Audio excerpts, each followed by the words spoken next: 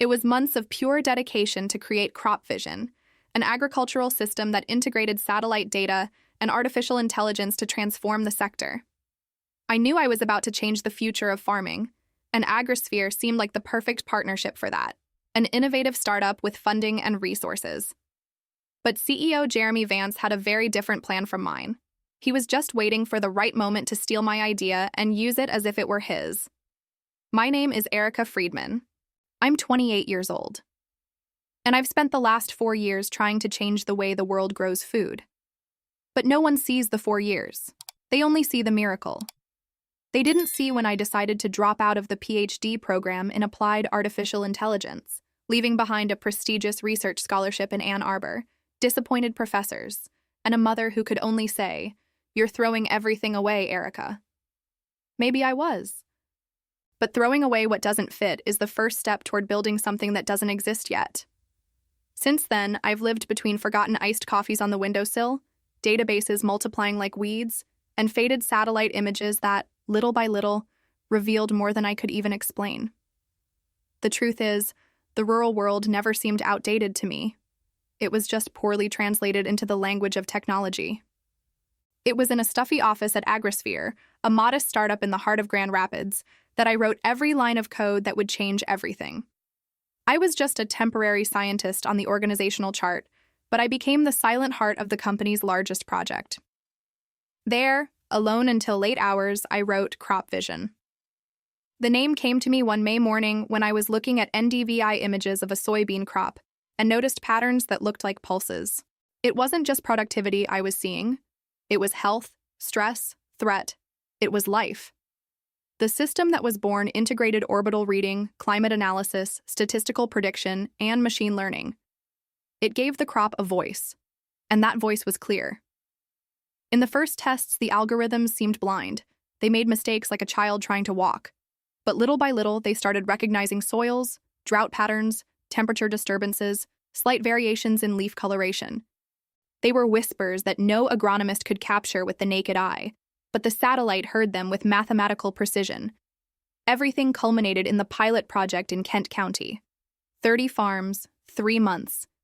Me and my laptop in the field, listening to skeptical farmers who called me the Pixel Girl. But then, the numbers came. Pleasant 17% productivity, 22% waste. In some crops, the system predicted a caterpillar infestation 3 days before the first eggs hatched. One farmer pulled me aside and asked, "Miss, is this witchcraft?" "No, Mr. Darnell, it's just science. But I can wear a black cloak if you prefer." He laughed, offered me a piece of peach pie, and called me a miracle. The following Monday, Jeremy Vance called me to his office. He was the CEO of AgriSphere, young, handsome, charismatic, a former financial sector executive who used words like disruptive and scalable as if they were spices. His office was spacious, full of glass and concrete, cold, immaculate, unlike mine, which looked like an underground lab of coffee and Post-its. "Erica, sit down," he said, holding up a folder with graphs. He had that ready smile, that look of someone who already knew the end of the story. "These pilot results are a game changer. You really exceeded expectations." I thanked him. He stood up and came over to shake my hand with an enthusiasm that seemed rehearsed. "We're going to make history with this, Erica. The story has already begun. We just need to tell it right." He laughed, but didn't reply. It was in the handshake that I felt it. Something was wrong. He held my hand too long, as if sealing a contract I hadn't read, a grip that was too firm, accompanied by a smile that didn't reach his eyes. I returned to my office with a weight in my stomach. 2 days later, I overheard whispers near the printer. "Presentation at the USDA. Jeremy is going personally. National projection." I opened the company's internal calendar with a code only developers knew. There it was. Crop Vision Presentation, USDA, $12 p.m., Executive Room. No mention of my name. Nothing. No reference. In the agenda sent to external participants, the system was referred to as a product of AgriSphere, with emphasis on executive leadership in innovation. My name had disappeared, as if I had never existed. I felt my blood run cold. I went to Jeremy's office. Jeremy, why wasn't I included in the USDA meeting? He looked up from his laptop as if he hadn't expected to see me there. Erica, this is a high-level meeting, more political than technical. It's not your profile. With all due respect, I am the profile. I created the system. Of course you did, but we're dealing with investors, federal agencies. We need a cohesive narrative. You mean a narrative where I don't exist? Don't take it personally. That phrase, don't take it personally. The corporate translation of, I'm going to screw you over but politely. I went back to my office, took a deep breath, and stared at the system's code on the screen. I knew every line, every function, every loop. That's when I realized they thought the system was theirs because the contract stated that anything developed under Agrisphere belonged to the company. Legally, they were right. But technically, they weren't ready. The next morning, the sky was gray. Not with rain, but with a thick silence, the kind that hangs over your skin when something has already been decided, and you are the last to know. I received the email from HR at 7:13 a.m. Subject, alignment meeting. No details, no context. Just a time and a room, 8 a.m., 5th floor, room 5C. My body froze. In the bathroom mirror at the co-working space, where I was still drinking coffee before heading to the office, a routine I maintained even on remote days, I saw my hard, fixed eyes, as if they were already expecting the stab. I went. The 5th floor hallway felt longer than usual. The fluorescent lights flickered as if they were hesitating to work. When the door to room 5C opened, I saw there were no chairs on the other side of the table. Just one. For me. On the opposite side, sitting as though it embarrassed him, was the operations manager, Thomas Reed. A man who rarely spoke to me, always polite but absurdly submissive to the hierarchy. His eyes were lowered as if he had already rehearsed this moment in the mirror. Erica, he said, clearing his throat. Thank you for coming in so early. I know it's not easy. Let's get to the point, Thomas. I'm not one for beating around the bush, I replied, sitting up straight. He pulled out a folder, took out a single piece of paper. The board approved a special bonus, $150,000, as a thank you for your contribution to the Crop Vision project. Contribution? My voice sounded louder than I intended. I created that project from scratch, Thomas. I wrote the first byte of code with a broken fan buzzing in my ear. He looked away, continued, as if he hadn't heard me. But your participation in the project is now over, as of today. It was like a soundless shot. Over? He nodded, almost apologizing without words. Your badge was deactivated this morning, and by protocol, security will escort you to the exit. I laughed, not from humor, but from disbelief. A dry laugh that reverberated like an echo in a room too cold for Michigan's summer. Of course, as if I were a threat. Thomas didn't respond. And when security appeared at the door, tall, silent, with a judgment-free look, I realized everything had already been rehearsed. They weren't just letting me go. They were erasing me. I grabbed my backpack. My headphones were tangled in the zipper as always. I grabbed my black notebook, the one with scribbles of algorithms, loose ideas, and a pencil note. Trust is a systemic bug. In the elevator, security pressed the ground floor button without saying a word. I stared ahead, not blinking. In the lobby, no nods, no glances, nothing. Just the click of the automatic door opening behind me and a hollow feeling in my chest that can't be described, only felt, like a betrayal that comes without blood. Hours later, still dazed, I saw my phone vibrate. Jeremy Vance. The message was short, cold, surgical. Nothing personal, just business. There was his mistake. Jeremy thought he was dealing with just another easily disposable scientist. A brilliant mind, but naive. The type who gets lost in their own genius and forgets the game being played under the table. But he didn't know what I had already done. 6 months earlier, I began to notice unusual movements in the cloud repository. Small changes in back-end access, synchronizations at suspicious times, redundant uploads that didn't come from me. The kind of thing no one would notice unless they had the obsessive habit of reviewing logs with a cup of cold coffee at 3 a.m. That's when I realized they were trying to clone the core, stealthily. Copy by copy, fragment by fragment, they were rebuilding crop vision away from me. I could have reported it. I could have confronted Jeremy, but I knew that would only accelerate my end. So, I chose the shadows. I discreetly implemented an extra layer of security in the system's core, an invisible biometric authentication masked among trivial subroutines. A code that seemed harmless, but silently blocked the system if it didn't recognize two essential data points: my fingerprint and my iris pattern. Without me, the system was nothing. No predictions, no maps, no rendered data. Everything hung suspended in time, as if the Earth had stopped breathing. The best part? No one would know until they tried to present the system live, with synchronized satellites, sensors waiting for commands, and an auditorium full of important people. 2 days later, at 9:02 a.m., my phone vibrated. It was him, Jeremy Vance. The name blinked on the screen like an anxious ghost. I took a deep breath, let it ring until the fourth call, and answered with a smile he couldn't see.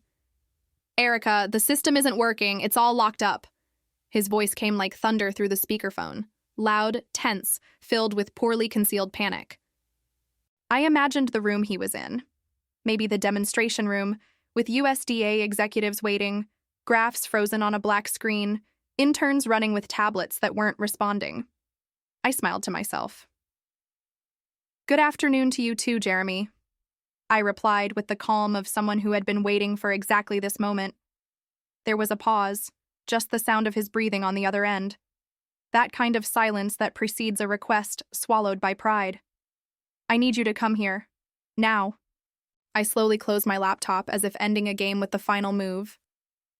I don't think crop vision works well with imposters. It recognizes its creators. Silence. Long. On the other end, I only heard a sigh. It wasn't anger, it was defeat. And fear. We scheduled the meeting for 2 hours later. No fancy conference room with tinted glass and a view of downtown Grand Rapids. I chose one of the technical rooms in the Agrisphere basement. The forgotten ones with worn carpet, misaligned chairs, and the smell of overheated servers. A place without witnesses. Just the past and what was left of it.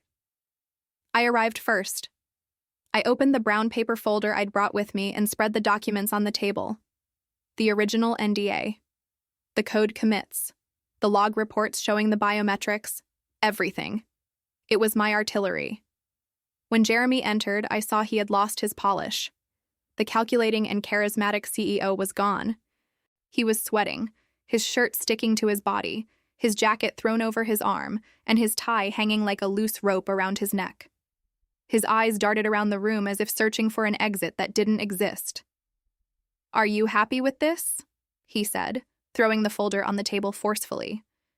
"You made me look foolish. Public humiliation. The presentation was for investors, Erica." "You wanted to reap what you didn't sow," I replied without raising my voice. "And you reaped silence." He rubbed his face with his hands. He was exhausted. Or he was faking it very well. Okay, how much do you want? Money? A position?" I crossed my arms. I kept my gaze steady. My voice came out serene, but firm as dry concrete. "I want 51% of Agrisphere." He stopped breathing for a second. "You're joking." "No, I also want public recognition as the creator of crop vision, a seat on the board, and full technical control of the platform. No vetoes. No filters, no committees." "You're crazy. This is blackmail." "No, Jeremy, this is just..." I leaned slightly over the table. "Justice." He laughed. But it was a bitter, hysterical laugh, like someone who realizes the castle they built was made of cardboard. "You'll destroy the company. The shareholders want results.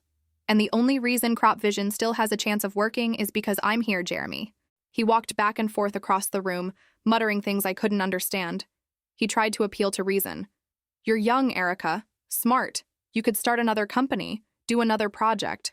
Why fight for this one?" "Because this one was ripped from me, and I won't let anyone steal from me twice." Then he tried the ego. "You're brilliant, but you need someone like me. Someone who understands the market, Who knows how to deal with investors, the press, politics? You mean someone who steals ideas better than I create them? He stopped, took a deep breath. He knew he had lost. But still, he played his last card, exhaustion. Erica, it's almost 10 at night. I haven't slept in 3 days. Can't we talk calmly tomorrow? With lawyers? A formal proposal? No. I handed him the document. A simple contract. Written by me. Validated by a trusted lawyer who devoured agreements like drinking black coffee. Jeremy read each line with narrowed eyes. His hands trembled. When he reached the end, he hesitated. If I sign this, you'll destroy me. No, I'll just return what you tried to take from me. He grabbed the pen. For a moment, I thought he was going to rip the paper. But no. He signed it. Trembling handwriting. Unsteady wrist. The man who had plans to dominate the agri-space sector now bent over an agreement that finally recognized the true owner of it all. But while he signed, I saw something in his eyes. It wasn't surrender. It was calculation. Men like Jeremy never give up. They just retreat, silent, like snakes hiding between the stones, waiting for the right moment to strike. The next day, the press was full of headlines. Agrisphere announces new technical CEO, Erica Friedman, creator of crop vision. Agricultural startup breaks leadership paradigm. Scientist takes full control. Behind the scenes, I received congratulatory messages from investors who had previously ignored my emails. Analysts were calling me the new face of agricultural innovation. But none of this dulled me, because I knew the serpent was still slithering, and Jeremy was too silent. The next morning, I woke up before the alarm. The sky was still pale, and the smell of fresh coffee mixed with the nervous buzz inside me. I put on my favorite blue blouse, the one I wore on the rare occasions when I wanted to be noticed, not for what I wore, but for what I represented.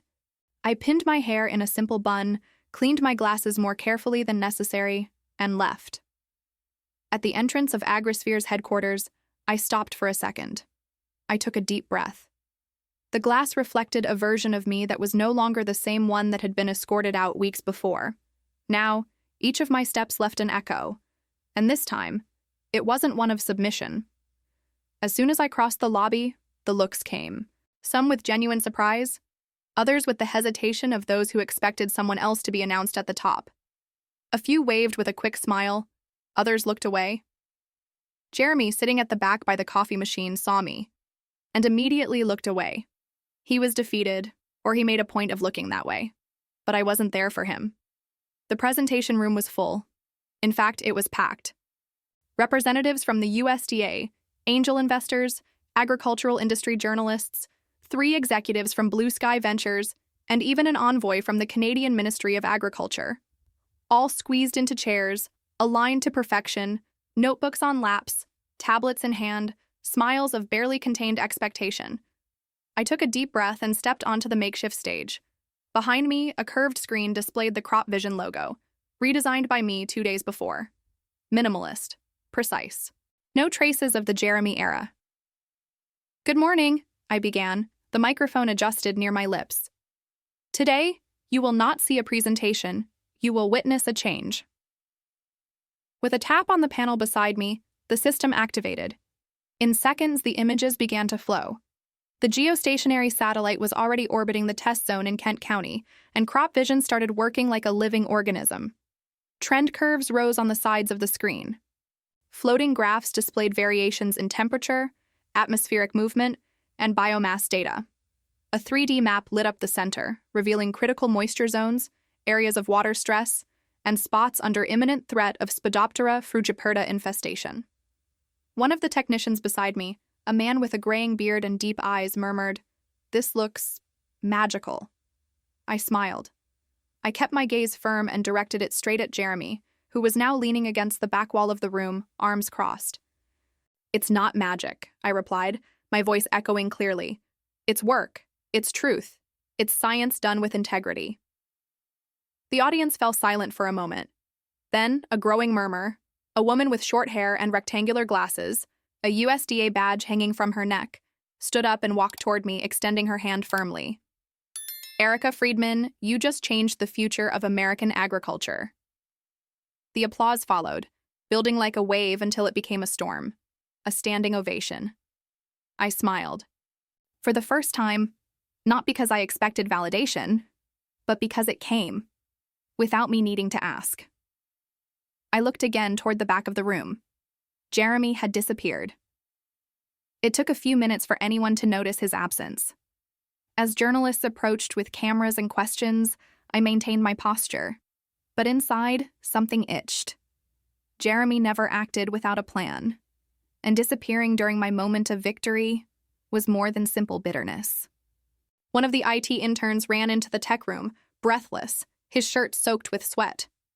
"Dr. Friedman!" he shouted, ignoring all protocol. "You need to see this, now!" I followed him down the hall, the sound of my heels echoing like hurried gunshots.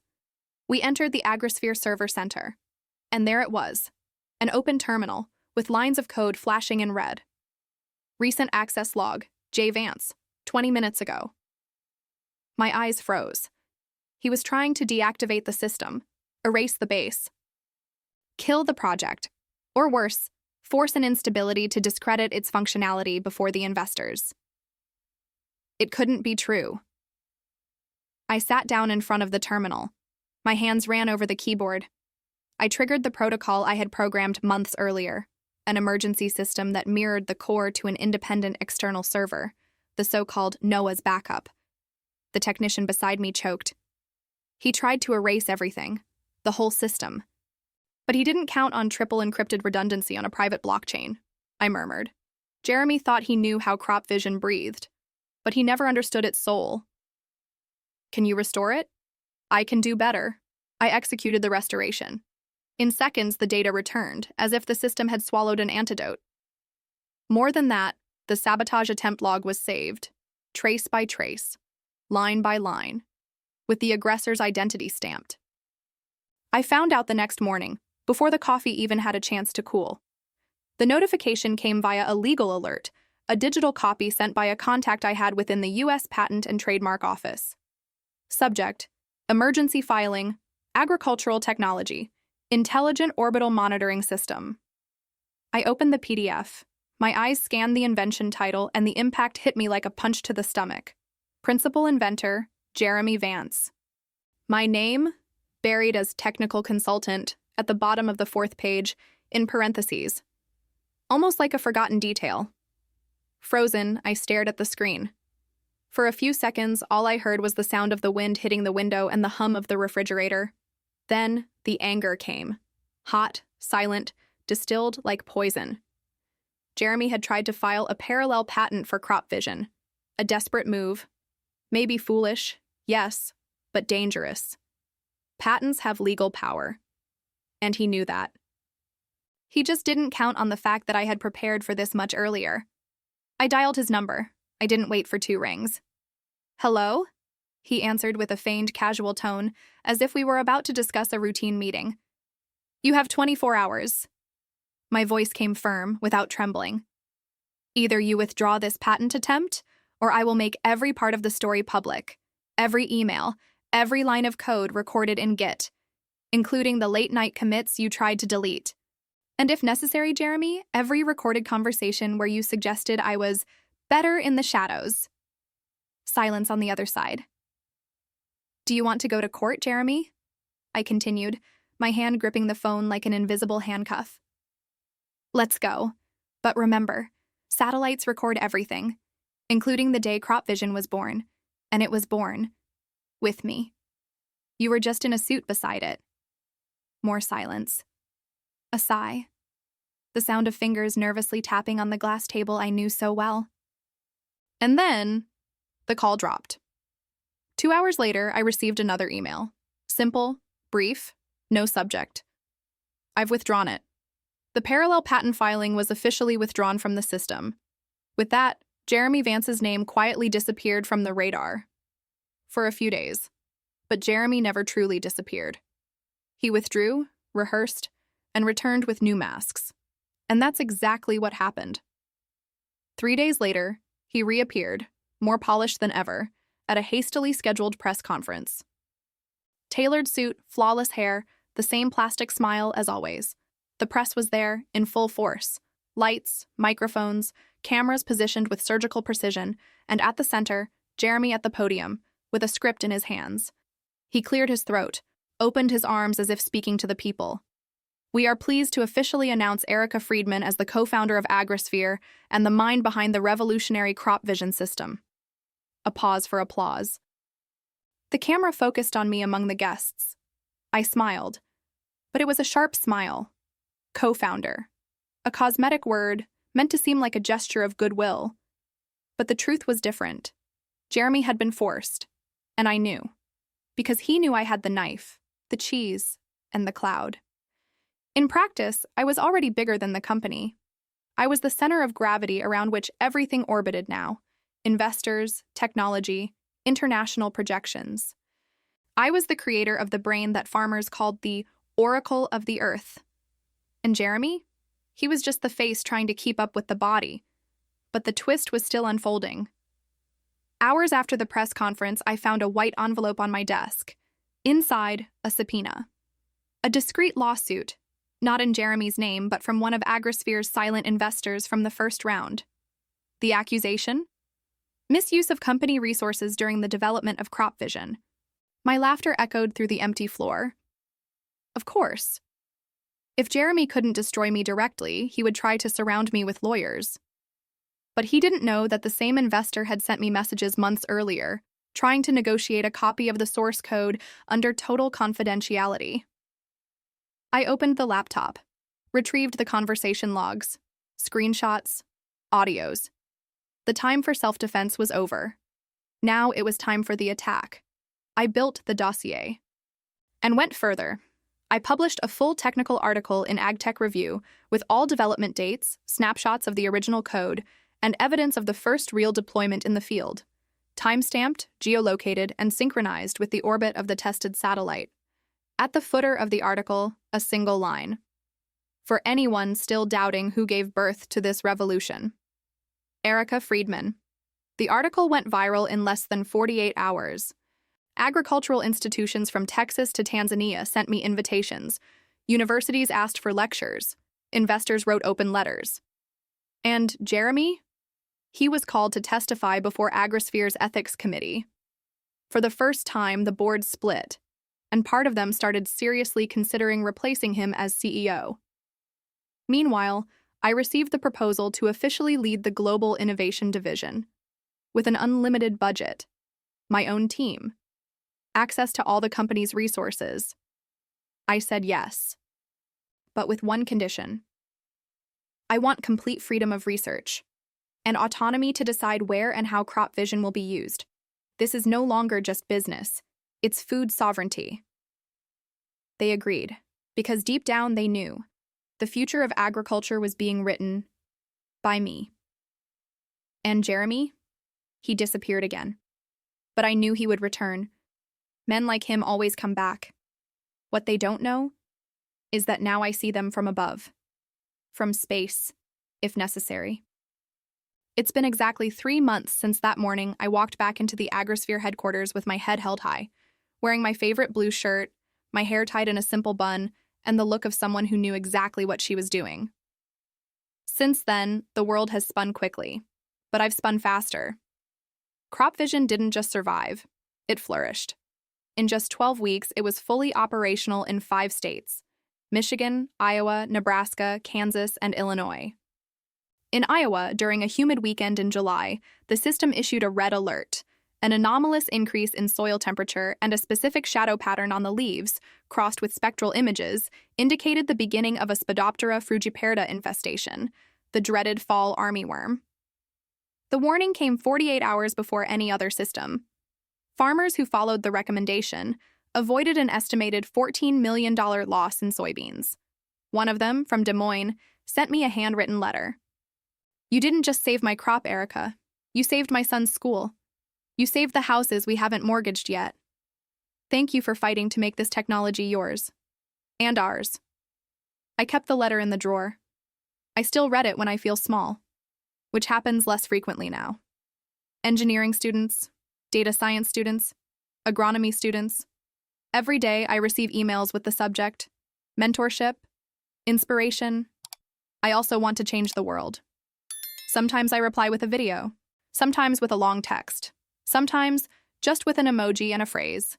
The sky is closer than it seems. Agrosphere, driven by the meteoric growth of crop vision, surpassed the $100 million valuation mark. The company's name started appearing in McKinsey reports, Forbes articles, rankings of the most promising startups in America. Suddenly, the world realized we were rewriting the future of agriculture. One field at a time, one pixel at a time, one orbit at a time. And Jeremy? Oh, Jeremy. He still shows up, of course. His photo is in the press kits. He handles international partnerships, dines with diplomats, smiles at agribusiness events with wine glasses in hand. In public, he's the perfect corporate gentleman. He introduces me as the brilliant mind behind our biggest product. But in private, he swallows hard. Every time an investor addresses me directly, every time a journalist calls me a visionary, every time a USDA director treats me like an authority, and especially every time someone mentions that the system recognizes the creator, he'll never forget the day he tried to access the core of crop vision without success. The frozen screen. The message I left there as a signature. Code recognized. Creator authenticated absent. Awaiting legitimate command. He tried to erase me. Now he lives in the shadow of the brilliance he denied me. But I don't look back. I look up. Not as an escape. Never as an escape. I look at the sky as one who recognizes a conquered territory. The satellite we launched, the CV Sentinel, crosses the stratosphere in controlled orbits, transmitting real-time data, sweeping crops as if reading the pulse of the Earth. It's a watcher, an orbital gardener, a silent guardian of human roots. It is crop vision. But more than that, it is the materialization of an idea no one could bury. Not academia's disdain, not a CEO's theft, not investors' pressure for shortcuts. The system is there, orbiting, and no one can touch it, because it's part of me, literally. The core of crop vision only works with my biometrics. My iris unlocks decision protocols, my fingerprint releases updates, a system built on trust, on identity, on belonging. It's no use trying to copy it. They've tried, even companies from India and China. But without the original architecture and without the root code linked to my genetic records, it's just an empty shell. They can replicate the form, never the soul. And it's this soul that lives in every line of code, in every calibrated NDVI image, in every farmer who harvests more and loses less, because one day a woman decided she wouldn't let the world eat dust while CEOs stacked bonuses. Today, when I go up to the rooftop of my building in Grand Rapids, I bring a cheap bottle of wine and my laptop. I open the CV Sentinel dashboard, watch the updated data, and follow the Earth's rotation. In the corner of the screen, the digital signature of the last sync appears. Authenticated, Erica Friedman. It's there that I take a deep breath. Because every grain that grows now carries a little of my story. Every harvest that thrives, a piece of my revenge. Every map that lights up, a living proof that the impossible was just an obstacle with an expiration date. Because when a satellite carries your signature, there's no CEO in the world who can bring it down. And even less, forget who put it there. If you were in my shoes, what would you do? If you had created something with your own hands, with the sweat of your nights, with the tears hidden behind every "you're too young," this won't work. No one will believe in you. Would you let someone else take the credit? The truth is, we can't, and we shouldn't, let anyone erase our name from what we've created. If you made it, if it was your idea, your fight, your dedication, then fight until the end. Because in the end, only you know the price you paid to get where you are. Tell me in the comments what your name is, how old you are, and where you're watching this story from. Don't forget to like and subscribe to the channel. There are many more stories like this coming your way, and you won't want to miss it.